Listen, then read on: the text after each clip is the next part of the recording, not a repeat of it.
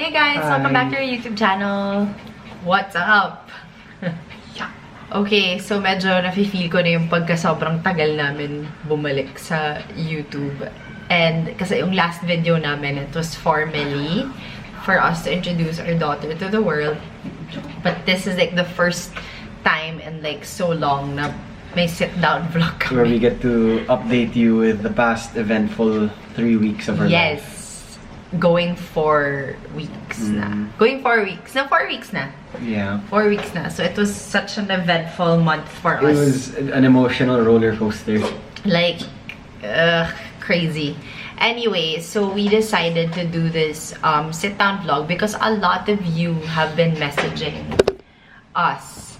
Well, most especially me, asking me about my recovery, about postpartum, about details of Millie's birth, and a lot of questions. And dinaside ko na it's the perfect time for us to do this, to do like a sit-down vlog and basically tell the story of everything that happened. Because akala kasi ng lahat ng tao, kasi sobra akong naka-recover right away, na ang dali-dali na mga nangyari. Or it was stress-free. Sobrang stress-free nung nangyari sa amin. Nope. Actually, it's the total opposite of things. We just chose not to share them kasi sa totoo lang wala kaming time mag-share kasi of course we just wanted to be there for each other. Well, more so for her, diba? Wait lang. So we didn't really have time to update anyone. Pati yung mga kaibigan nga namin, di sila updated sa kung ano yung mga nangyari. That's true. Actually, we never really spoke to anyone about it. Like, wala talaga po. Wala pa kaming sinasabihan. Mga families lang yung talaga mga namin. may alam lang talaga ng whole birth story is yung family namin and of course our doctors. But not, we really haven't shared it we to the don't world. say it to people kasi parang conversation starter in a sense. Like ako, I tell people when they ask me, like mga close friends ko, like how was it? Then I'll tell. But parang ayaw namin maging kampante masyado with the situation. Kaya we waited for things to be good and clear before we, you know, could say anything. Okay, so ito na nga. After I posted after we actually posted a photo of Millie, ang dami ko nakuha messages about asking like if ano yung delivery, like if it's normal or CS or water birth, whatever. Well, and so I'll be answering all those questions in this vlog, and also sa lahat ng mga nagtatanong kung bakit ang bilis ng recovery ko, kung meron bang mas mabilis na process for recovery and shit like that, I will answer that. Magugulat kayo sa mga sagot, promise. So anyway, let's get to it. Well, okay. Okay, so sa pinaka main question siguro na nakuha ko sa lahat ng posts namin. Even DM me asking. Sa lahat ng posts namin and sa DMs. Well, mine was emergency cesarean section. Well, to begin with, dapat VBAC. She was already in perfect position for normal birth. Ever since, all throughout my pregnancy, perfect yung position niya for normal birth. But last minute, they needed to do an emergency C-section. And that's the thing. Like, that's the whole story. So, I was already 39 weeks and 4 days. No, 5 days. 5 days. When we, prior to that, when I hit my 39th week, I wasn't getting any, like, contractions, as in wala anything. No contractions, nothing. As in no signs na lalabas siya anytime soon. So, pagdating namin sa OB, when I hit my 39th week, I already told my OB like, parang medyo hindi siya lalabas anytime soon. Like, ang taas-taas pa ng tiyan ko noon, hindi pa nagda-drop yung baby. And to think 39th week ko and na she was 7 pounds na at that point. And she was 7 pounds already. So, parang medyo na nag-usap kami ng OB ko, she already asked me like, kung gusto ko na daw magpa-induce para I can give birth already. For those who don't know. For those who don't know what induced labor is, basically, not naman like they force the baby out of you, but they do something para mag-contract ka. And so your cervix dilates. Yeah, so your cervix dilates and you already give birth. Parang ganun yung whole so process like, ng technically, it's like, imagine like a closed hole. They're gonna like widen it so the baby just comes try out to open easier. it. Not in a natural way. But it's normal. People do it all the time. People do it all the time. It's not that hindi naman ako kauna-unahang taong gumawa nun. But anyway, so they already asked us if I wanted na. And nung time na yun, medyo ready na talaga akong mga anak, to be honest. Ready na rin kami. Everything was ready. We were just waiting for her. The day that she'll come out. But wala talaga. No signs. So anyway, nung last check-up ko with the doctor, schedule niya na ako magpa-induce labor. So that was September, I think that was September 10. Yeah, September 10. And then, I was scheduled to go to the hospital ng September 12. That was a Friday, right? So that was a Thursday. Thursday. And then, so we got to the OB complex around morning 10 a.m. Yeah, and then, they started the induced labor process. They started inducing me at around 11. Okay. And then, so when they checked me, I was 1 cm lang. Like, that was early in the morning. Yeah, 1 cm lang. 1 cm dilated, right? Yeah. And then, so technically, wala lang yun, to be honest. Mga ito lang yun, or not yes, even. 1 cm like your nail. Yeah, like, wala pa, as in not at all.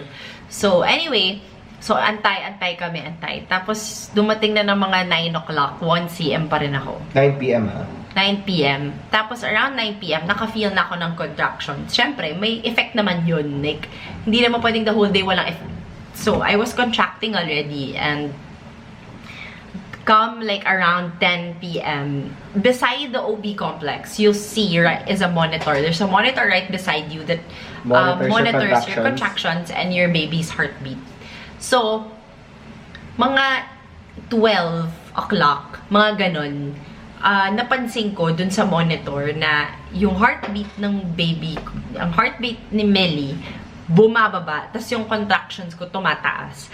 Tas napapansin ko na din na ang daming nurse na pumapasok sa kwarto namin. Patulog na kami. Pinapatulog na nila ako nun. Actually, pinauwi pa nila yung family ko. My mom was supposed to stay with me up until I give birth. Kasi akala namin I was gonna give birth that day. But the projected time, sabi nila, is by noon of Friday. Noon of September 13. Friday. So, my doctors went home. Everyone like, my went home. OB went home. My pedia went home. Like, I was just there waiting to give birth. My family went home. Kasi nga, akala namin, expect namin, next day pa talaga ako manganganak.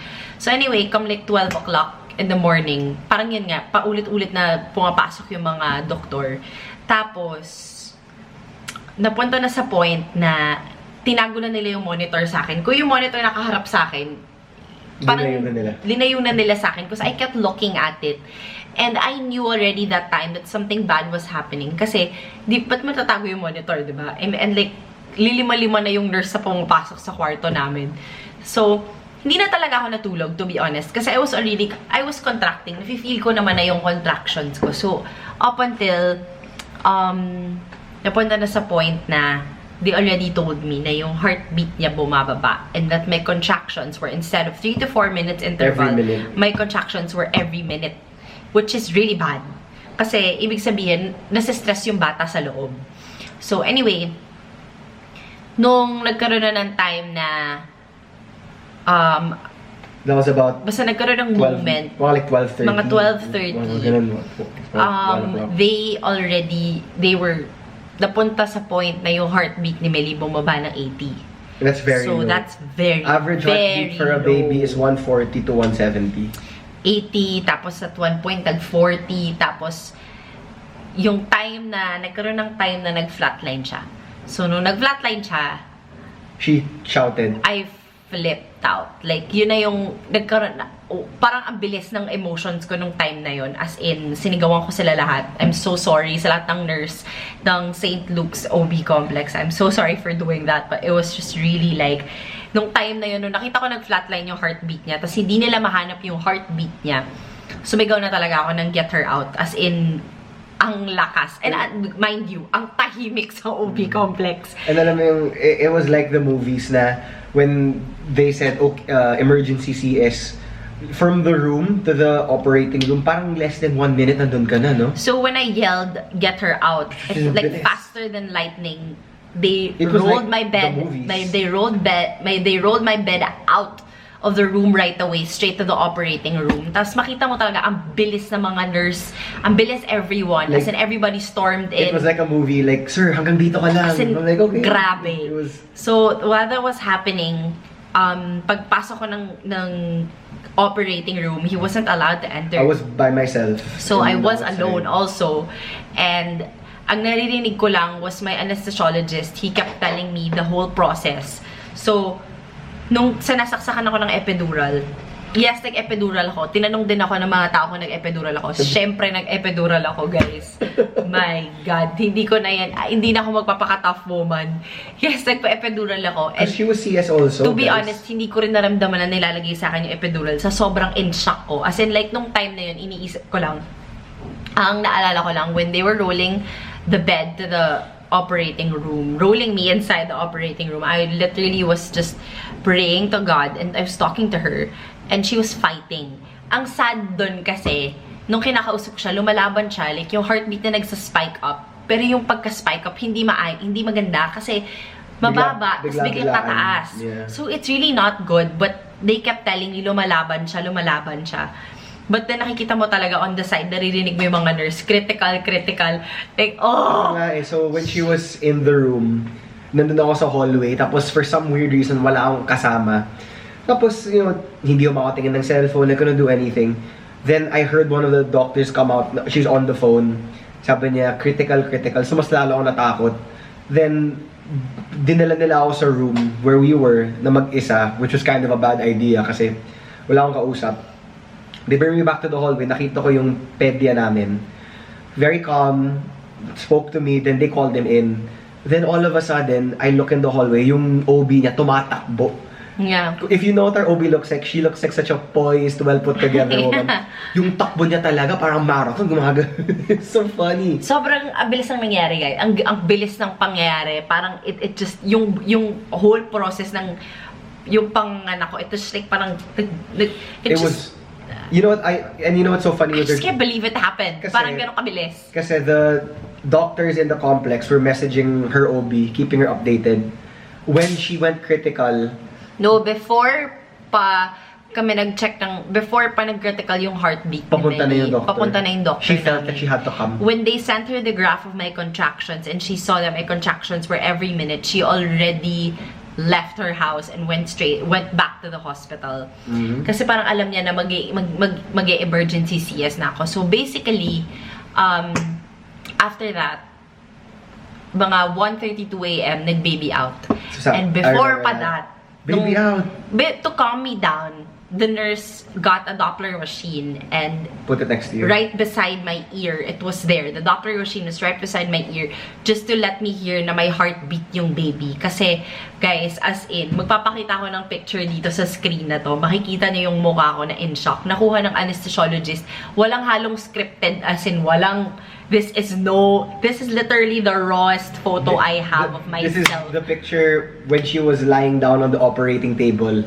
And I was there with her. Yeah, pinapasok na siya kasi ilalabas na yung baby guys, alam mo, if whoever says that it is scripted, my God, like, we're not that type of people, man. Like, that was like literally one of the most anxious moments in my entire life. Scariest. It was, you're literally anticipating if your child is alive or not. And at the time, nung narinig ko naman na may heartbeat siya, gusto ko lang marinig yung iyak niya. Kasi nagmamadali lahat eh. Bilis. Ang bilis na pangyayari. I only have my anesthesiologist telling me, okay, they opened you already. Oh, there you go. They're gonna pull out the baby na. Yun na lang narinig ko sa ears ko. So, there was like a 15 to 20 second like silence. Hindi naman umabot ng 20 seconds. Parang mga 10 to 15 seconds. It felt so long. It felt so long. I didn't know who as in, nung sinabi nilang baby out, kaming dalawa parang, shit. As in, guys, may photo talaga kami. Nakuha ng kasi my anesthesiologist was right beside me. Yeah, by her face. So, kinuha niya yung phone ni Javi so he can take the BTS of the whole pregnancy. The whole giving birth process. We didn't even tell him to do that. Siguro parang sanay na sila na ganun yung nangyayari sa loob ng operating room. Yeah. So, nung nakuha niya talaga lahat ng moments namin na lahat ng down moments. Not naman down, but it was the moment that we were just waiting for that first cry. And after 15 seconds, when we heard her cry, like, oh my God, like, nandun na yung... Like, alam mo, hindi pa nga namin ma-process the whole situation kasi critical initially eh. So, when the baby came out, I guess we were also just like thanking the heavens na parang she's alive. Alam mo ako, It was crazy. iyak ako ng iyak going inside the operating room nung magbe-baby out na. I was just in shock and I was just praying na umiyak siya. Tapos nung umiyak siya, alam mo yung wala ka ng malabas na tears. Parang meron na lang akong sense of relief. Siya yung umiyak para sa aming dalawa. Meron na lang kaming sense of relief na parang, shit, buhay siya. Alam mo yun? Walang nag-expect na mangyayari yun. Kasi number one, I was strong. My body was strong. The baby was strong. The baby was strong all throughout the pregnancy. Her heartbeat was normal up until nung nag-reach at 12 o'clock. But the whole day, everything was okay naman. And she was in the perfect position for normal delivery. So no one really saw it coming. So nagulat kami lahat. Even all of us, even the doctors expected that I was gonna give birth the next day. Wala talagang... Everyone was so shocked. Everyone was so shocked that happened. Hindi na-handle ni Millie yung contraction. Sobra siyang na-stress sa loob to the point na nakain niya na yung poop niya. So, okay. And we don't even know how long She was swimming like, in her... Yeah, like hindi na namin alam kung gano'ng katagal na nangyayari inside yun. Kasi yung namomonitor mo lang naman is the heartbeat and the contractions. That's it. So, we don't really know what's going on inside her. Yun pala, medyo matagal na pala nangyayari yun sa loob. Okay, so apparently, since she wasn't dilating, parang gate siya na nakasara. Since she was contracting, the space inside her womb was getting really small, that Millie was getting really stressed. And when a baby is stressed, they poop. So it just so happened, since di siya makalabas and she pooped inside, she was swimming in it and she actually ingested some of her fecal matter. I thank God na lang nandun yung pedia namin kasi they had to suction out all the poop that she ingested kasi she was swimming in it eh. So, buta na lang he was there to save her, basically. Kasi she got an infection from that, but we're clear now. But a lot of people are asking kung bakit nasa NICU si Millie for a while. She was in the NICU because of that incident. She needed to be... Parang they needed to just bring her there to observe her for a couple of days to check her breathing. Kasi nga, di ba nga, bumaba yung heartbeat niya, tapos napunta pa sa point na nawala pa yung heartbeat niya. And she ate her poop. So they needed to check her breathing if she can breathe on her own. Kaya medyo naka-oxygen siya for a while. Maybe for like first 2 days, and then they already took out the oxygen. I think not even on the 3rd day. Parang a day and a half. A day and a half. And then first blood test was all clear, negative naman, walang infection. But our pedia decided to run another test after 2 days to check if everything is really clear. Kasi medyo daw too good to be true yung test results given that she ingested a lot of poop. So after that, on the second test, nakita nila na may mild infection. Yeah. It wasn't even, hindi naman siya alarming infection. Hindi naman kami nagpanic, hindi kami na-alarm, wala namang nagwala, walang umiyak, not anything. Because the doctor said, kaya naman daw ng antibiotics yun. That's why we stayed in the hospital for a longer period of time. Mga 5 to 6 days. Yeah, our pedia was really, our pedia made sure that Millie was okay. And that hindi kami pwedeng umuwi until clear siya of any infection. Our OB made it a point that she was okay. Yeah, my OB is like the best. Like, oh my gosh, every time I see her, I hug her and I just tell her I love her. Because talagang all throughout my pregnancy, she made it so easy for us and for my baby. And my baby was healthy all throughout. And even the whole time that was happening to me, she made sure that I was going to be okay and that the baby was going to be okay. And everything is okay. Yun nga pala, so those who are asking about my recovery, walang... How can I explain this? Walang anything, walang procedure to make things easier for you to recover. Walang sinaksak sa akin for it to be, for the recovery to be faster, or baka tayo ako agad, baka galaw ako agad. No. I think it was adrenaline and mother's instinct that got me to recover really fast. Because I gave birth ng 1:32 a.m. So I was basically still numb from... You can't move your legs. You can't move your legs pagka you're under morphine and epidural. So, they told, the minute that I got back to our room, I kept telling them, I want to see my baby. Kasi, sandali ko lang siyang nahawakan. Dinala na siya sa NICU right away. So anyway, I wanted to see her so bad. And that they said, you can go down to her pagka na-feel mo na yung legs mo ulit. So basically guys, kung 1:32 AM ako nanganak, mga 6 AM tumatayo na ako. Ginigising ko na siya, bumaba na tayo kay Millie. As in, walang anything ha. Like, literally, toes ko pa lang yung nararamdaman ko. Yung legs ko, hindi ko pa nararamdaman. Naggalaw ko pa lang yung toes ko. But hindi pa nag-wear out fully yung gamot. But it was really mother's instinct that got me through it. The whole concept of it is just, I want to see my daughter, who's in the NICU, who almost died. So, medyo, yun yung, imagine, if yun yung thinking mo sa utak mo, hihilata ka ba sa kama? To be honest, hindi.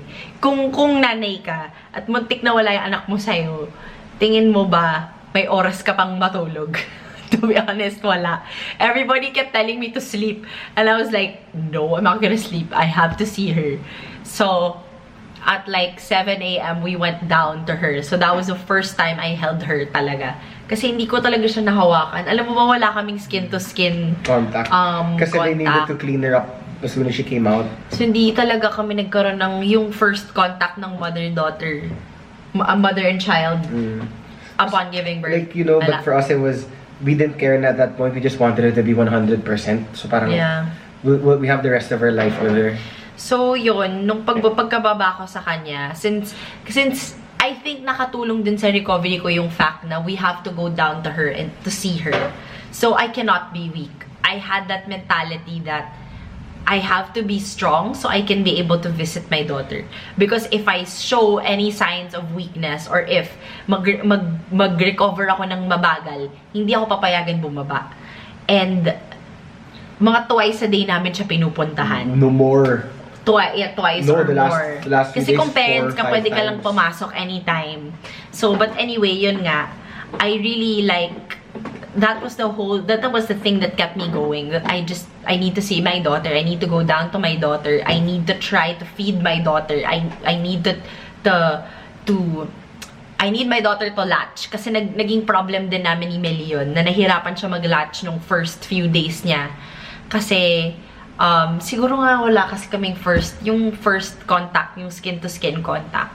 So, nahirapan siya mag-latch for a while. And my milk supply was also really low. So, ang daming frustration na nangyayari ng time na yun. But, siguro nagkikick in yung pagkananay mo na kailangan ko maging malakas. Kasi number 1, wala akong milk supply. Kailangan ko kumain. Kahit wala akong gana. Alam niya yun. Like, I barely ate. As in, hindi. Probably once a day ka lang kumakain. Once a day lang ako kumakain. Hindi yun dahil gusto ko magpapayata. Wala talaga akong gana. Hindi ko alam bakit. But, nagkaroon na ng point na on the 4th day, sabi ko sa sarili ko, ang baba na milk supply ko, kailangan ko na kumain. So, pinilit kong kumain. Tapos, naglakad-lakad ako. Kaya ako nakikita niyo, nagtataka kayo ko dun sa video ni Millie kung bakit ako lakad ng lakad. Because I was really practicing to walk. Kasi ayoko naman mag-wheelchair all throughout. And ayoko umuwi kami sa bahay na hindi ko siya makakarga. Because wala pa kaming yaya nun. So, first 3 days ni Millie dito sa world, kaming dalawa lang. It was so hard. Yun, kaming dalawa lang. So, if umuwi ako na hindi makalakad, mahihirapan siya. Mahihirapan din ako. You know, the frustration na hindi mo mahawakan yung anak mo. Someone told us na parang, I think it was her cousin that said na, alam mo, when your baby's born, you really want to be there for her kaagad. But how can you take care of someone kung hindi ka pa like physically ready, na hindi ka pa nakatulog, hindi ka rested? So, mas mahirap yun. So, she had enough time to rest 4 days bago namin siya nakauwi. I tried my best to rest from time to time, to nap from time to time, but my priority wasn't really me, which is not really a good thing. Most especially if CS ka. Kasi CS ka, mas kailangan ng The healing recovery. process is longer. Yeah, mas kailangan ng time to recover. Ako kasi medyo nag-kick in ng adrenaline bago yung weakness ko. To be honest, akala ko ang baba ng tolerance ko for pain. Hindi pala talaga. Ang taas pala talaga ng tolerance ko for pain. Thing. Alam nyo guys, dati. It's a motherhood thing. Off topic, nagpatattoo siya dati ng maliit dito sa ribs. Yeah. Guys, yung table pause na pawis, talaga, putlang-putla ako. Pero tong whole pregnancy, like giving birth, wala. Nothing. Like, hindi ko naman pwede sabing parang wala lang sa akin, pero that was easier for me than getting a tattoo. Shit. I think it's really a mother thing. It's basically you not thinking about yourself. It's your kid. Doon na yun. Nagsa-start siya mag-kick in. Ako, the moment na nag-critical yung heartbeat niya, nag-kick in na yung motherly instincts ko na sumigaw talaga ako, guys. No joke. Sumigaw talaga ako. Tanong niyo siya, tanong niyo yung pedia ko. Like, never in history ng St. Luke's nangyari ata yun na may babaeng sumigaw at literally I said, get her out. Like, I don't care what it takes. If they have to open me up, like, I don't care. Just get her out. Like, it's so funny. The whole thing na lang now is funny to us kasi we got through it, but during that time, it was not funny. Lord. Like, you know, kasi siguro kung may nag-crack ng joke, nasipa ako sa mukha. Ganon, level. Yeah. Pero ngayon, natatawa na lang kami kasi okay na. Hindi ko in-expect na magagawa ko yun. But you really do things, unimaginable things for your child. And if I didn't do that, baka wala dito si Millie today. And baka hindi rin kaming nagsasalita sa video sala. Hindi siya natulog sa sala ngayon. So yun, everything has been okay naman. Like, Millie is okay now. To those who are asking or will ask, she's okay. She's 100% okay. She's just very irritable like her mother. Very irritable. And ayaw sa mainit. Parang nanay. Parang nanay talaga. Ugali ko talaga nakuha niya, guys. Silang dalawa ng tatay niya pinagbiyak. Pero lahat ng ugali, sa akin nakuha. Which is, kabaliktaran yung pinagdasal naming dalawa. We actually wanted na makuha ni ugali ni Javi. And ako maging kamukha niya. Pero I guess because we asked for it so much, total opposite yung binigay sa amin. But nonetheless, she's such a beautiful baby. And we are honestly so blessed. Because ever since day one, she's been a total fighter. Guys, umabot ako ng London. Umabot ako ng London, 3 months pregnant ako. Mag-isa ako noon. As in, mag-isa ako sa room, mag-isa ako nagbubuhat ng luggage. As in, ang very gutsy ko, to be honest, na 3 months pregnant lumipad dun. And, basta she has been, like, all throughout. We flew probably 6 times within your pregnancy. Yeah. Ang dami naming pinuntahan. 3 international flights. Millie let us travel so much without giving us any problems. I never had like any malalang complications. Just one time na bumabay amniotic fluid ko, but naayos naman namin agad yun. That's really not her fault. It was mine. And yung last stretch na lang ng pregnancy, yung nagkasakit ako. Guys, yeah, she was confined a week before she gave birth. I was confined. No, 2 weeks before I gave birth. And that was not because of Millie. That was from a viral infection. And to be honest, ako yung weak. Siya yung sobrang strong. Her heartbeat was okay. She was okay. No complications sa baby. Ako yung weak. Ako yung literal hindi makalakad. Hindi, as in, masakit yung buong katawan. Like, ako pa yung ganun. But she really, like, she was the strong one for the both of us. And I will tell her that when she's bigger. I will thank her for that because she still let us have fun all throughout the pregnancy. Parang hindi niya talaga kami bigyan ng hard time. Pero tinakot niya talaga kami malala nung lalabas na siya. And that is something that I think for the rest of my life, we'll never forget that, man. You will never forget that, but for the rest of my life, I will try to make it up to her. Because the first few weeks nung inuwi namin siya, inatake ako ng postpartum kasi sinisisi ko yung sarili ko sa nangyari sa kanya. Because I felt like it was my fault why she had to go through that. Why she almost died and why she was so stressed in my stomach. Because I didn't, to be honest, guys, by choice ang pag-induce ng labor. Hindi naman yan like, depende na lang sa situation mo kung kailangan mo na talaga manganak, diba? Pero ito talaga, we had the choice eh. Nagkaroon kami ng choice. But before anything, the doctor cleared us to do it. Yeah, cleared naman ako. Hindi naman ako in danger. Wala talaga. Nobody saw it coming. What happened to Millie and what happened to me Was such a... It was from left field. It was a surprise. We did not expect that at all. It was a surprise. But I was cleared to be induced just to get it out there. So anyway, yun na yung whole story of what happened, and sa lahat ng curious dyan, yun na yun. That's the whole thing. That's the story. But happy ending naman because everyone is okay. I'm okay. I'm recovering well. Millie is 100% okay. And I'm okay too. Yes, and he's okay too. Okay naman siya. Nag-heal na yung sugat niya. Yeah, hirap mag-CS, no?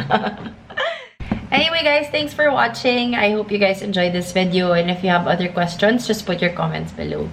Don't forget to like and subscribe. Yeah. Bye! Bye-bye.